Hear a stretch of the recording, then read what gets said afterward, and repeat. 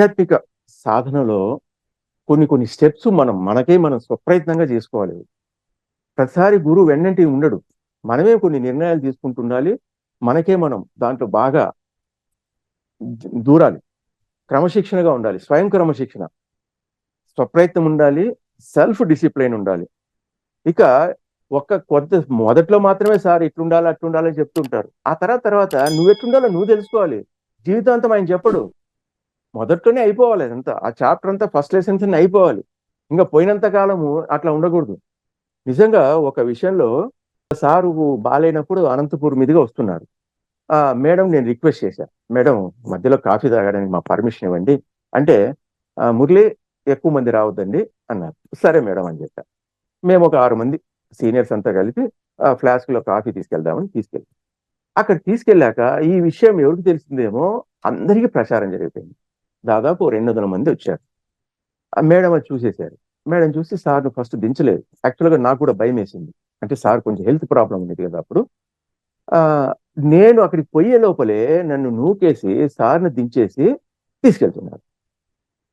నిజంగా ఎట్లా పడుతున్నారంటే, ఇది ఎందుకంటే చెప్పాల్సిన అవసరం అనిపించింది కాబట్టి నేను చెప్తున్నా. సార్ 200 మంది ఈ పక్క ఆ పక్క నిలబడితే సార్ హ్యాపీగా తాపీగా ఒక ఇద్దరు సపోర్ట్ తీసుకొని అందరితో మాట్లాడుతూ వెళ్ళేవారు. ఎంత మాస్ అంటే సార్ ఇంక మళ్ళీ ఎక్కడ వస్తారో రారో ఎక్కడికి పోతారో తెలియదు అని కాళ్ళు పడితే కాళ్ళు, చేతులు పడితే చేతులు, గడ్డం ముఖం పడితే అసలు పిసికేస్తున్నారు ఆయన. నిజంగా ఆ మూమెంట్ లో సార్కు ఏదైనా కొంచెం ఇబ్బంది, మరీ ఎక్కువ ఇబ్బంది అయింటే ఎవరు దానికి బాధ్యత? మేడం అదే బాధపడ్డారు. ఆయన, మురళి నీకు బుద్ధి లేదు పని చేసేవాడిని. నిజంగా ఆ బుద్ధి లేదు, ఏమరపాటు లేకపోవడం వల్ల, అవేర్నెస్ లేకపోవడం. ఆ తర్వాత ఇంకెప్పుడు కూడా సార్ ఇటు పోయినా అటు పోయినా ఎవరికి చెప్పలేదు నేను. అక్కడ రహస్యం మెయింటైన్ చేయాల్సి వచ్చింది. తప్పలేదు మళ్ళీ. బట్ ఆయనకేమో దిగేస్తాడు. మనుషులు చూస్తే ఆయనకు ఊపు వచ్చేస్తుంది, పూనకం వచ్చేస్తుంది ఆయనకు. దిగేస్తారు. కానీ మేడం కొంత ప్రొటెక్ట్ చేస్తా ఉన్నారు. అది అవసరం కూడా. ఆయన కేర్ చేయడప్పుడు దేన్ని కేర్ చేయడు. మరి తప్పదు కదా, కొన్ని చేయాల్సి వస్తుంది. సో అక్కడ కొన్ని ప్రయత్నాలు, అక్కడ సెల్ఫ్ డిసిప్లిన్ లేకపోవడం అన్నది. సో అందరూ మాస్టర్సే, అందరూ మీరంతా ఆఖరి జన్మలో ఉన్నవారని చెప్పారు సార్, పత్రి సార్. నిజంగా ఆఖరి జన్మలో ఉన్నవాళ్ళు ఎట్లా ఉండాలి? మనం ఒకరితో చెప్పించుకునే పరిస్థితి కాదు, ఒకరిని ఇబ్బంది పెట్టే పరిస్థితి రాకూడదు. అదే రెండు పక్కల నిలబడి సార్కి ఒక నమస్కారం, ఒక షేక్ హ్యాండ్ ఇస్తే ఎంత హ్యాపీగా ఉండేది. అందరూ బాగా చూసేవాళ్ళం కదా. మేడం కూడా హ్యాపీగా ఫీల్ అయ్యేది కదా. ఒక సాధకుడికి సెల్ఫ్ డిసిప్లిన్ అనేది ఎంత ఇంపార్టెంట్ చెప్పడానికి ఉదంతం చెప్పాను. ఇది చెప్పడం వల్ల ఏమవుతుందంటే, నెక్స్ట్ ఎవరైనా సరే ఎట్లా ఉన్నా సరే రేపొద్దున మేడం కూడా దిగినా కూడా అట్లా మీద పడకుండా కొంత డిస్టెన్స్ మెయింటైన్ చేస్తే ఆమె ఫ్రీగా వస్తారు మేడం. అట్లా చెప్పడానికి ఇది చెప్పాల్సి వచ్చింది. సో ఎవరైనా సరే అట్లా మీద పడకూడదని చెప్పడమే. ఆ డిసిప్లిన్ లేకపోవడం వల్ల తర్వాత ఎప్పటికప్పుడు తాను అధ్యయనం చేసుకోవాలి. ఇదంతా కూడా ఆధ్యాత్మిక సాధనలో సోపానాలు ఇవన్నీ కూడా. సెల్ఫ్ అనేది ఎప్పుడు చూసుకుంటున్నాడు. అధ్యయనం అనేది చాలా ఇంపార్టెంట్. తర్వాత తాను ఎప్పుడు పరిశీలించుకుంటున్నాడు. ఇతరులకు చెప్పడమేనా లేదా నన్ను నేను చూసుకుంటున్నానా అనేది చాలా ఇంపార్టెంట్. తర్వాత ఏదైతే నువ్వు లక్ష్యాన్ని నిర్ణయించుకున్నావో దాని ప్రకారమే పోతున్నావా లేదా అనేది చూసుకోవాలి. అది చాలా ఇంపార్టెంట్. గుడ్డెద్దు చేలో పడ్డట్టుగా ఉండకూడదు.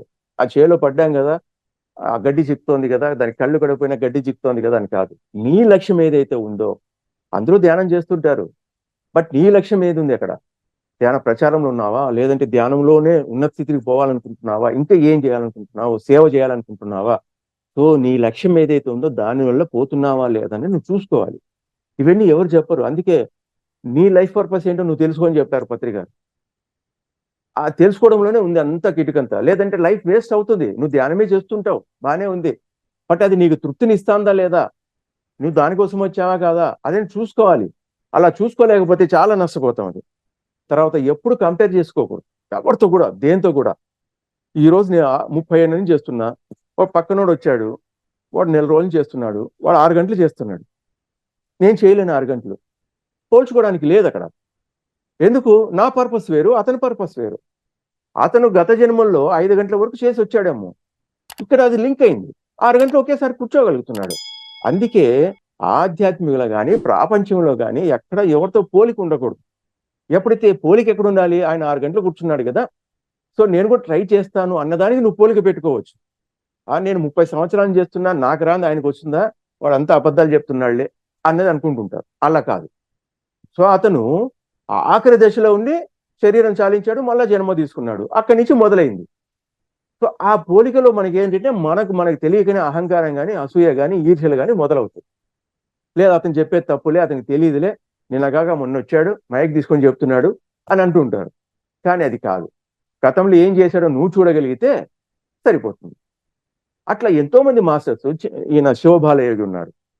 శివబాల యోగి 300 సంవత్సరాల కిందట కృష్ణ సింగ్ అనే ఒక యోగి తపస్వి, ఆయన 180 సంవత్సరాలు జీవించారు.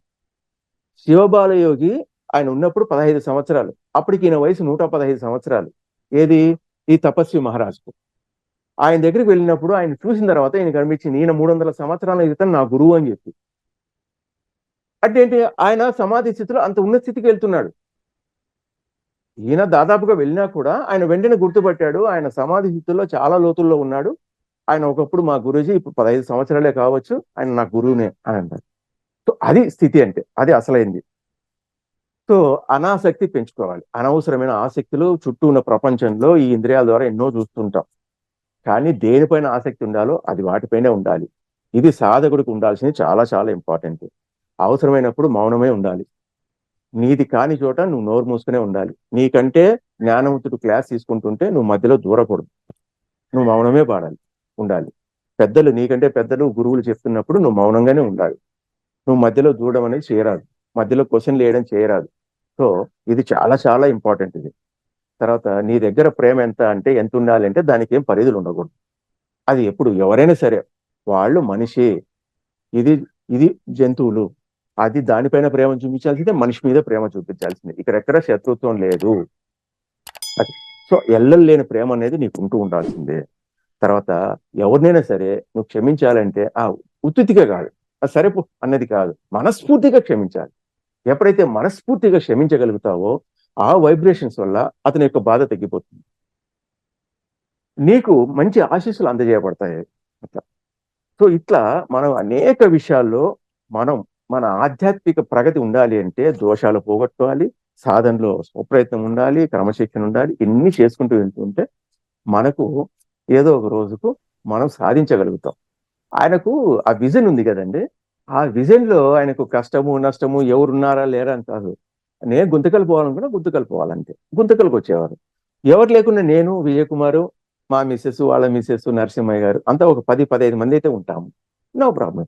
అవి ఎవరు లేకున్నా సరే ఆయనకు వచ్చి కూర్చొని కావాలంటే ఒక బుక్ చదువుకొని పోతారు. అది బట్ ఆయన లక్ష్యం ఏంటంటే ఆ విధంగా. సో ఒకసారి ఆ ఒక వేరే గురువు గారు వచ్చారు ఆ ఊరికి. ఆమె లేడు, ఆ పేరు గుర్తు రావడం లేదు, లేడీ పేరు ఈశ్వరి మాత, ఆమె వచ్చారు. సో మామూలుగా ఆయన సార్ వస్తే క్లాస్కు 40-50 మంది వచ్చేవారు. ఆ రోజు అంతా 10 మందే ఉన్నారు. సరే ఆయనేం అడగల, ఏంటయ్యా 10 మంది ఉన్నారా, ఆయనేం అడగల. కానీ మాకే గిల్టీ, అంత దూరం నుంచి అంత గొప్ప ఆయన వస్తే 10 మంది ఉన్నామే అని మాకే కొంచెం అనీజీగా ఉంది. సార్ ఈరోజు మాతాజీది మీటింగ్ ఉంటే అక్కడ ఎంత వెళ్ళారు సార్ అంటే, నో ప్రాబ్లం, మనకేం కావాలి, వినడానికి మీరున్నారు, చెప్పడానికి నేనున్నా, చాలు మనకి అంతకంటే ఏం కావాలి అన్నది. సరే దీన్ని ఇంకా బాగా పెంచాలి అని చెప్పేసి ఒకసారి 5,000 ప్యాంప్లెట్లు కుట్టించామని, కుట్టించేసి గుంతకలంతా పనిచేసి ఇంకా మంగళవారం వచ్చేటప్పటికి 5,000 ప్యాంప్లెట్లు కదా, మరి వచ్చిన వాళ్ళకి ప్లేస్ ఉండదు, మన సీనియర్స్ అంతా బయట ఉన్నాము, వచ్చిన వాళ్ళంతా లోపలికి పంపిద్దాము అని చెప్పేసి సార్ కూడా చెప్పాం. సార్ ఈ రోజు అందరూ కూడా మీకు కొత్త వాళ్ళే వస్తారు, మా అష్యూరెన్స్ అది, కొత్త వాళ్ళే వస్తారు అని చెప్పేసాం. ఏమయ్యా అన్నారు, 5,000 ప్యాంప్లెట్లు పంచాం సార్ మేము అని.